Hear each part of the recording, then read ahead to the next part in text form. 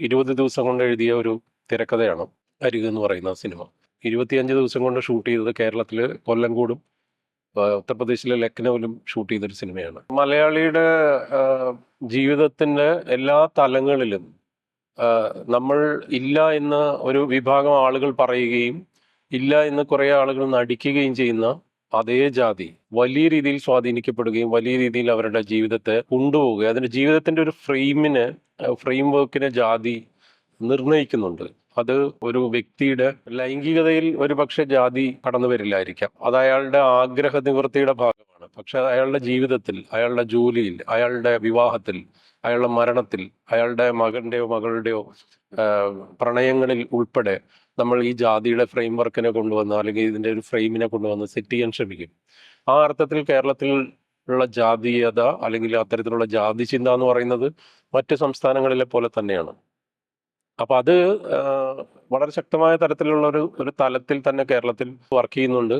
ഇപ്പോൾ ഒരു കുറെ കൂടെ വിസിബിൾ ആയ രീതിയിലേക്ക് ഒരു ഘട്ടത്തിൽ അതിന്റെ ഒരു ഇൻവിസിബിലിറ്റിയാണ് കൂടുതൽ മുന്നോട്ട് വന്നിരുന്നത്. അതായത് കുറെ ആളുകൾക്കെങ്കിലും അവരുടെ ഉള്ളിലെ പാരമ്പര്യ ബോധത്തെയും അവരുടെ തറവാട്ട് മഹിമകളെയും അവരുടെ ജാതി അഹങ്കാരങ്ങളെയും ചില സദസ്സുകളിൽ അല്ലെങ്കിൽ ചില സ്ഥലങ്ങളിൽ ചില സന്ദർഭങ്ങളിൽ അതിനെ ഒതുക്കി പറയാനോ ഒതുക്കി പെരുമാറാനോ അവർ പഠിച്ചെടുത്തിട്ടുണ്ടായിരുന്നു.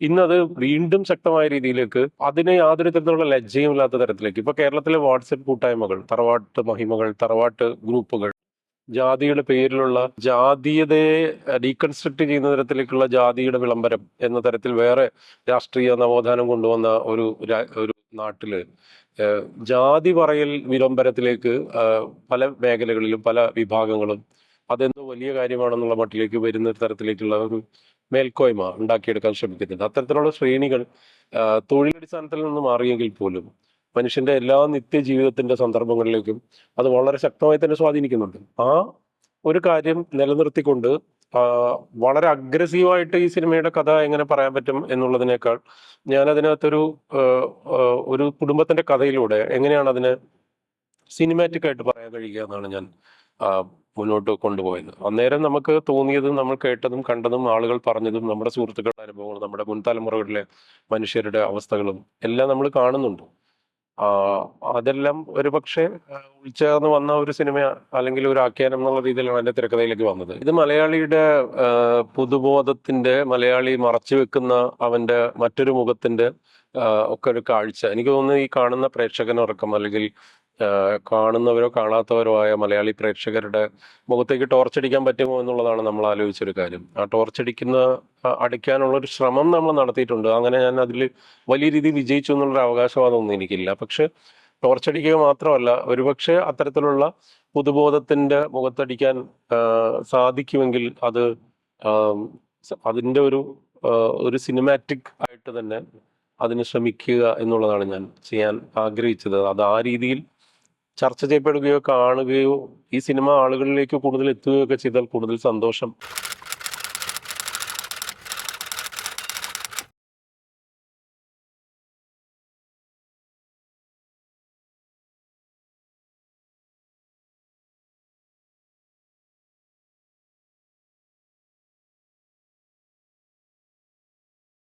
ഈ കുറെ കൂടെ ശക്തമായ രീതിയിൽ ജാതിയെ കുറിച്ച് പറയേണ്ടതല്ലേ എന്നൊരു ചോദ്യം ഒരു പ്രേക്ഷകൻ എന്ന നിലയ്ക്ക് വേറൊരാൾ ഉന്നയിച്ചാൽ അത് ശരിയാണ് എന്ന് ഞാൻ പറയും. കാരണം ഓരോ ആഖ്യാനവും ഇപ്പൊ നമ്മൾ സിനിമ കാണുമ്പം അല്ലെങ്കിൽ ഓരോ ആർട്ട് ഫോമും അതിന്റെ ഒരു അവസാനത്തെ ഒന്നല്ല.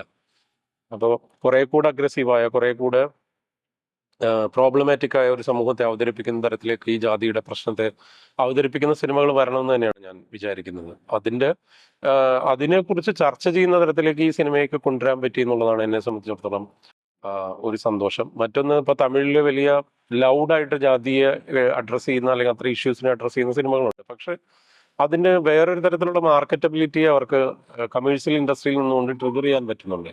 അതിന് ആ രീതിയിൽ അതിന്റെ ഒരു സോഷ്യൽ ക്യാപിറ്റൽ ഉപയോഗിക്കാൻ കഴിയുന്ന ഒരു സാഹചര്യം തമിഴ് ഇൻഡസ്ട്രിയിലുണ്ട്. ഇവിടെ നമ്മളെ സംബന്ധിച്ചൊരു അത്തരത്തിലുള്ള സിനിമകളുമായി വരുമ്പോഴുള്ള ഒരുപാട് കൺസ്ട്രെയിൻസുകളുണ്ട്. അപ്പൊ ഇങ്ങനെ ഒരു പ്രോജക്റ്റ് കിട്ടിയ സമയത്ത് ഇതുമായി ബന്ധപ്പെട്ടൊരു കഥ പറയാൻ അല്ലെങ്കിൽ ഇങ്ങനെ ഒരു വിഷയം അവതരിപ്പിക്കാനുള്ള ഒരു അവസരം എന്നുള്ള രീതിയിലാണ് അത് ഉപയോഗിച്ചത്. എന്നെ കൊണ്ട് പറയാൻ സാധിക്കുന്നതോ അല്ലെങ്കിൽ അന്നേരം ഞാൻ ആലോചിച്ചതോ ആയ ഒരു പാറ്റേണിലാണ് ഈ സിനിമ മുന്നോട്ട് പോയിരിക്കുന്നത്. ഇതൊരു വലിയ ജാതീയതയ്ക്കെതിരായിട്ടുള്ള ഒരു മഹത്തരമായ സിനിമയാണെന്നുള്ള അവകാശവാദം എനിക്കില്ല. പക്ഷെ അത്തരം വിഷയങ്ങളെക്കുറിച്ച് ചെറിയ രീതിയിലെങ്കിലും പറയാൻ ആവും വിധം അതിൻ്റെ ഒരു സിനിമാറ്റിക് നരേറ്റീവിനെ നഷ്ടപ്പെടുത്താത്ത രീതിയിൽ. കാരണം ഓരോ മീഡിയത്തിനും ഓരോ കലയ്ക്കും അതിൻ്റെ ഒരു ഫോം, അതിൻ്റെ ഒരു ആർട്ട് ഫോം ഉണ്ട്. ഇതിനൊരു ഡോക്യുമെൻ്ററി ആയിട്ട് പറയുന്ന തരത്തിലേക്ക് ഒരു സിനിമയെ കൊണ്ടുവരാൻ പറ്റില്ല. അപ്പം അതിൻ്റെ സിനിമാറ്റിക് അംശം ചോർന്നു പോകും. അത് പ്രേക്ഷകൻ കൂടുതലായിട്ട് അതിൽ നിന്ന് അകന്നു പോകും. ഞാൻ പറയുന്നത്, നമ്മൾ ഈ രാഷ്ട്രീയം പറയുമ്പോഴും ഇത് ആളുകൾക്ക് കാണാൻ പറ്റണം, ആളുകളിലേക്ക് എത്തണം, അവരിത് കാണണം. അതിന് പറ്റുന്ന തരത്തിലേക്കുള്ള ഒരു സിനിമാറ്റിക് നരേറ്റീവ് കൊണ്ടുവരാനാണ് ഞാൻ ശ്രമിച്ചത്. അത് ഒരുപക്ഷെ നമ്മൾ പറയുന്നതിനേക്കാൾ മേലെയാണ് ആ വിഷയം എന്നുള്ളത് അതിൻ്റെ ആ ഒരു സീരിയസ്നെസ് മനസ്സിലാക്കിക്കൊണ്ട് തന്നെയാണ് ഒരു വ്യക്തി എന്നുള്ള നിലയ്ക്കും ഒരു മാധ്യമ പ്രവർത്തകൻ എന്ന നിലയ്ക്കും ഞാൻ ജീവിക്കുന്നത്. അതിൻ്റെ ഒരു അല്ലെങ്കിൽ അതിൻ്റെ ഒരു ചാപ്റ്റർ എന്ന രീതിയിലാണ് ഞാൻ ഈ സിനിമയെ സമീപിച്ചതെന്നാണ് ഞാനിപ്പം മനസ്സിലാക്കുന്നത്.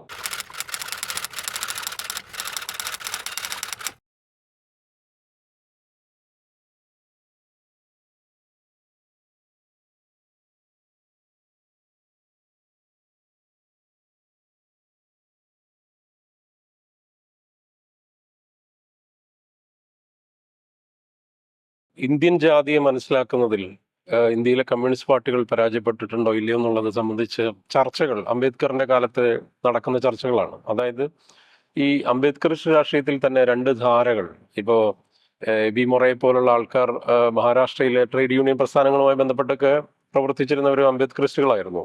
അത് ഇന്ത്യയിലെ കമ്മ്യൂണിസ്റ്റ് പാർട്ടികൾ ട്രേഡ് യൂണിയൻ പ്രസ്ഥാനങ്ങളുമായി ചേർന്ന് ബഹുജൻ രാഷ്ട്രീയം അല്ലെങ്കിൽ കീഴാള രാഷ്ട്രീയം പറയണമെന്നുള്ള നിലപാടുള്ളവരും, ഒപ്പം തന്നെ ഇന്ത്യൻ കമ്മ്യൂണിസ്റ്റ് പാർട്ടികൾ അല്ലെങ്കിൽ ഇന്ത്യൻ കമ്മ്യൂണിസ്റ്റുകൾ ജാതിയെ അഡ്രസ് ചെയ്യുന്നതിൽ അല്ലെങ്കിൽ ജാതീയതയെ ആ അർത്ഥത്തിൽ മനസ്സിലാക്കുന്നതിൽ ഒരു പരാജയപ്പെട്ടു എന്നുള്ള തരത്തിലുള്ള വിമർശനങ്ങളും ചർച്ചകളും എല്ലാ കാലത്തും വന്നിട്ടുള്ളതാണ്. തീർച്ചയായിട്ടും കേരളത്തിൽ ഇടതുപക്ഷത്തിന്റെ കീഴാള സമൂഹത്തിൽ നിന്നുള്ള അല്ലെങ്കിൽ ദളിത് വിഭാഗങ്ങളിൽ നിന്ന് മുഖ്യധാര ഇടതുപക്ഷ പാർട്ടികൾ അകന്നുപോയി എന്നുള്ള രാഷ്ട്രീയ സാമൂഹ്യ വിമർശനം തീർച്ചയായിട്ടും അത് പ്രസക്തമാണ്. അത് പറയാതിരിക്കുന്നതിൽ എന്താണ് കാര്യം? അത് പറയുന്നതിൽ അതൊരു രാഷ്ട്രീയ വിമർശനത്തിന് ഉന്നയിക്കപ്പെടേണ്ട വിഷയമാണ്, ചർച്ച ചെയ്യപ്പെടേണ്ട വിഷയമാണെന്ന് ഞാൻ കരുതുന്നുണ്ട്. പിന്നെ the wind that shakes the barley എന്ന് പറയുന്ന ഐറിഷ് ഫിലിം കെൻ ലോച്ചിന്റെ സിനിമയുണ്ട്, the wind that shakes the barley.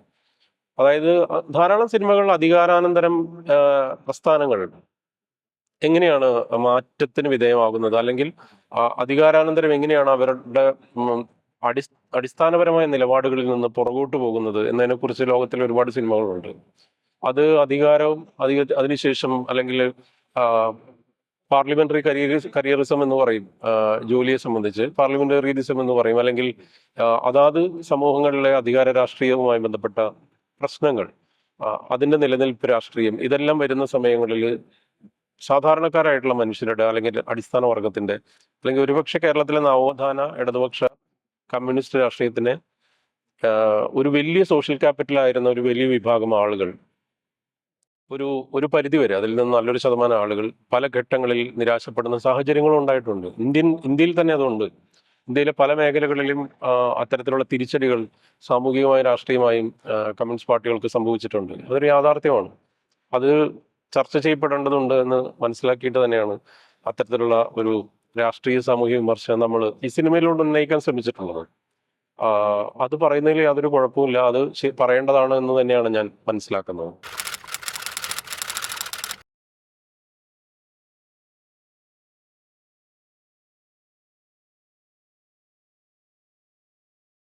അല്ല, എന്നെ സംബന്ധിച്ച് അതിന്റെ അടിത്തറ എന്ന് പറയുന്നത് അല്ലെങ്കിൽ അതിന്റെ അടിസ്ഥാനപരമായ ഫിലോസഫി എന്ന് പറയുന്നത് എഡ്യൂക്കേറ്റ് ആൻഡ് അജിറ്റേറ്റ് എന്ന് പറയുന്ന അംബേദ്കറിന്റെ രാഷ്ട്രീയം തന്നെയാണ്. കാരണം നിരന്തരം പോരാടുകയും അതേസമയം പഠിച്ച് മുന്നോട്ട് പോവുകയും ചെയ്യുക എന്നുള്ളതാണ്. ഇപ്പൊ വെട്രിമാരന്റെ അസുരൻ ഉൾപ്പെടെയുള്ള സിനിമകളിൽ ഉൾപ്പെടെ അത്തരത്തിലുള്ള കാര്യങ്ങൾ പറയാൻ ശ്രമിക്കാറുണ്ട്, അല്ലെങ്കിൽ ഒരുപാട് സിനിമകൾ നമ്മൾ കണ്ടിട്ടുണ്ട്. ഞാൻ പറയുന്ന സിനിമയുടെ കാര്യത്തിലാണ്, അല്ലാതെ തന്നെ അതുമായി ബന്ധപ്പെട്ട ധാരാളം കലാപരമായ സൃഷ്ടികൾ ഉണ്ടായിട്ടുണ്ട്. നമുക്ക് ഇതിനകത്തൊരു പരിഹാരം ഉണ്ടാക്കുക എന്ന് പറയുന്നത് ഇത് പോരാടുക, പഠിക്കുക, കൂടുതലായിട്ട് ഈ അധികാര ശ്രേണിയിൽ ഉൾപ്പെടെ പ്രാതിനിധ്യം വർദ്ധിപ്പിക്കുക എന്നുള്ളതാണ് അതിനകത്ത് പ്രധാനപ്പെട്ട ഒരു ഘടകം ആയിട്ട്. അത് അംബേദ്കറിന്റെ കാലം തൊട്ടേ പറയുന്നതാണ്. പക്ഷെ ഇതിന്റെ സൈമൾട്ടേനിയസ് ആയ മറ്റൊരു ഘടകങ്ങൾ, അതിന്റെ ഒരു പ്രവർത്തനം നടത്തിക്കൊണ്ടേയിരിക്കും. അപ്പൊ അത് ഒരിക്കലും മാറുന്നില്ല. അത് മാറാത്ത ആ സിസ്റ്റത്തിനെതിരായിട്ടുള്ള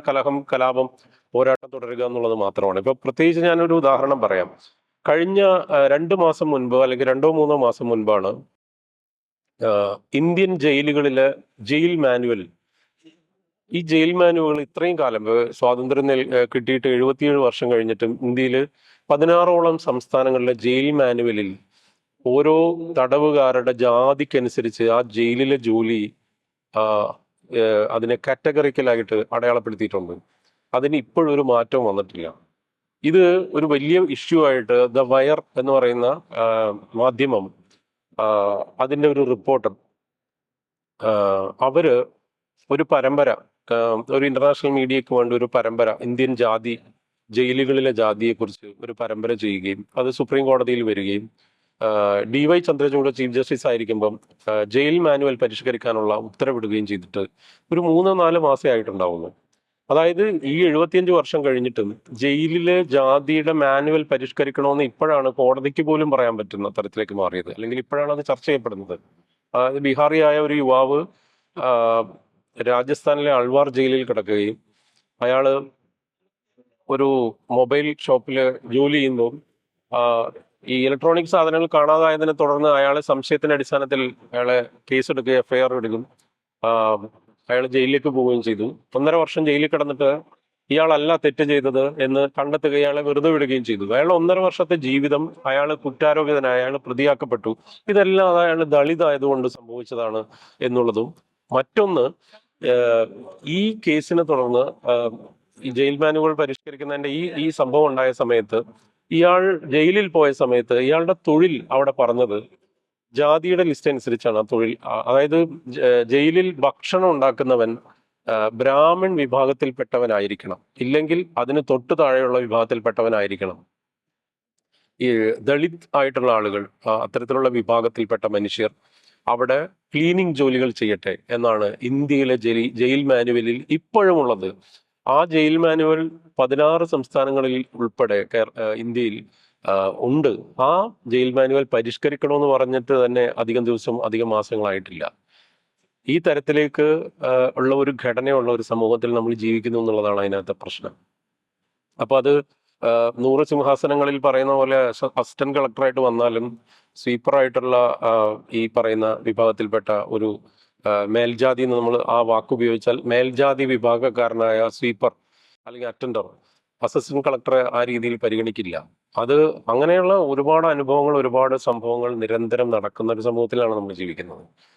അവിടെ തന്നെയാണ് ഇതിനെതിരായിട്ടുള്ള ഒരു പ്രൊട്ടസ്റ്റ്, ഇതിനെതിരായിട്ട് കൂടുതൽ അധികാരത്തിലേക്കും കൂടുതൽ പഠിച്ചു നേടുന്ന ഒരു സാഹചര്യം ഉണ്ടാക്കിയെടുക്കുക എന്നുള്ളത് മാത്രമാണ് അതിൻ്റെ ഒരു പോരാട്ടം എന്നാണ് ഞാൻ വിചാരിക്കുന്നത്. കാരണം ആ പോരാട്ടം വ്യക്തിപരമാണ്. അതേസമയം അതിന് ബാക്കപ്പായിട്ട് നിൽക്കേണ്ട പ്രസ്ഥാനങ്ങളുടെ ഒരു കാലഘട്ടത്തിന് ശേഷമുള്ള പിന്തുണ വേണ്ടത്ര ലഭിക്കാത്തൊരു സാഹചര്യം കൂടെ ഇന്ത്യൻ ദളിതുകൾക്കുണ്ട്. അതുകൊണ്ട് തന്നെ പിന്നെ പല ദളിത് വിഭാഗങ്ങളിലുള്ള മറ്റ് പ്രസ്ഥാനങ്ങൾക്കും പലതരത്തിൽ ഭിന്നമായി പോകുന്ന തരത്തിലേക്ക് ബഹുജൻ രാഷ്ട്രീയത്തിൽ പോലും അത്തരത്തിലുള്ള വേറിട്ട പല ഉപഗ്രൂപ്പുകളായി മാറുകയോ ഒരു വലിയ പ്ലാറ്റ്ഫോം എന്നുള്ള രീതിയിലേക്ക് വരാത്ത സാഹചര്യങ്ങൾ ഉണ്ടാവുകയോ ചെയ്തിട്ടുണ്ട്.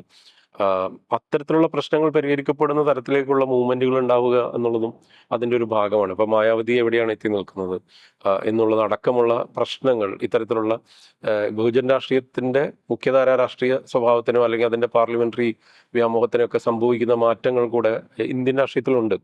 അപ്പൊ അതുകൊണ്ട് തന്നെ ചെയ്യാവുന്ന കാര്യം എനിക്ക് തോന്നിയിട്ടുള്ളത്, അത് അംബേദ്കർ പറയുന്ന പോലെയാണ്, എഡ്യൂക്കേറ്റ് ആൻഡ് അജിറ്റേറ്റ് എന്ന് പറയുന്ന ആ ഒരു കാര്യത്തിൽ ഊന്നിക്കൊണ്ട് പ്രൊട്ടസ്റ്റ് ചെയ്യാന്നുള്ളതായിരിക്കണം ഒരു വഴി എന്നാണ് ഞാൻ മനസ്സിലാക്കുന്നത്, എൻ്റെ പരിമിതമായ ധാരണയിൽ അല്ലെങ്കിൽ എൻ്റെ അറിവ് വെച്ച്. അത് പറയാനുള്ള ഒരു ശ്രമം നടത്തുകയാണ് അതിൻ്റെ അവസാന രംഗത്തിൽ ഉൾപ്പെടെ നമ്മൾ ചെയ്തിരിക്കുന്നത്.